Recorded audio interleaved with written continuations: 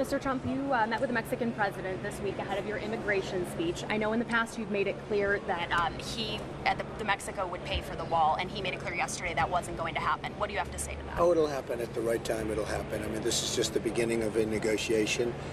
If I win, if I become president, Mexico will pay for the wall. He, rightfully said, I know their position for a long time. They say they don't want to pay for the wall. They're not going to pay for the wall. And every negotiation starts that way. But Mexico will pay for the wall. If you look at what's going on with Mexico, we have a tremendous trade deficit with Mexico. Tremendous trade deficit. And that's so much more. I mean, the wall is peanuts compared to the kind of money you're talking about. No, Mexico will pay for the wall. And I think they'll end up actually being very happy to do so. You've spoken a lot about immigration lately. Undocumented immigrants who are in the country who have not committed crimes and aren't self-deporting.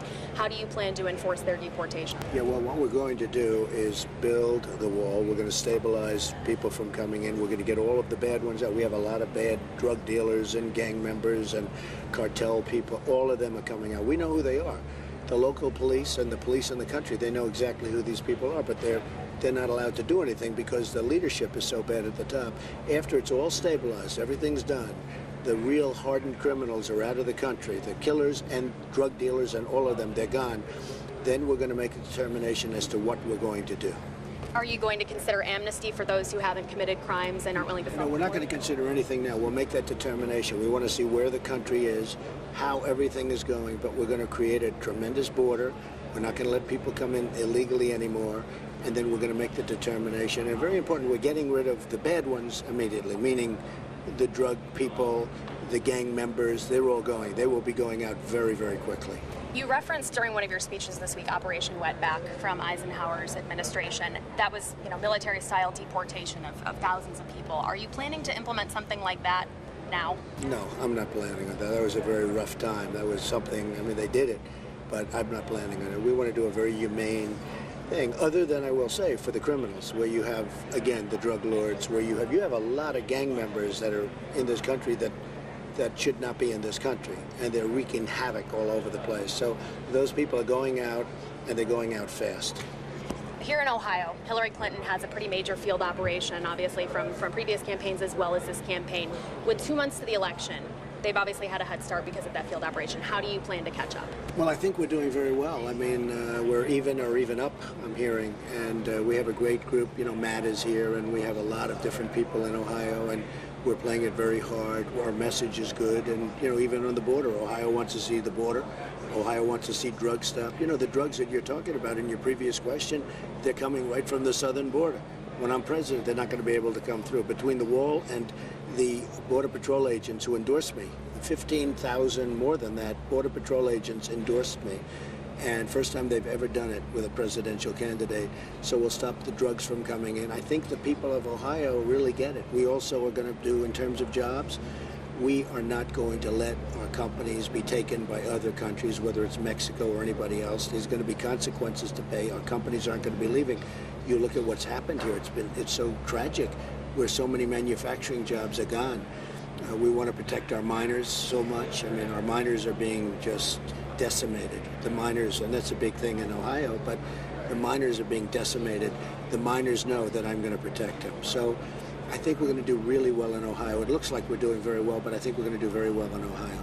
When it comes to manufacturing, I know even with your own clothing line in the past, you've referenced that you want manufacturing jobs to stay here in America. Some of your clothing line has been made out of the country. How do you explain that to people who want to see things made here? Because other countries, China and others, devalue their currency so much that it makes it impossible to have product made in this country. And I say it all the time. Nobody's telling me that. I use it in speeches. I say, we have a big line of clothing. We have to go out with a line, and we go out and price it. And very rarely do you even get bids from this country because they've so devalued their currencies that it makes it impossible for our countries to compete, for our companies to compete. So our companies can't go out and can't compete. And by the way, whether it's clothing or whether it's steel, whether it's so many other things. Look at what they're doing with steel. They're dumping steel all over Ohio and other states, and they're making it very hard for the steel people to, and the steel workers are going to get killed. Look at the numbers compared to what it used to be.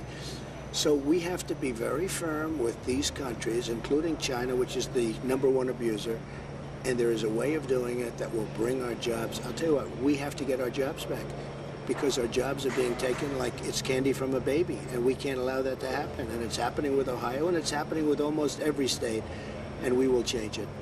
Here in Ohio, obviously one of the crucial states for this presidential election. Throughout this campaign, you and John Kasich have not exactly gotten along. At this point, he still hasn't endorsed you.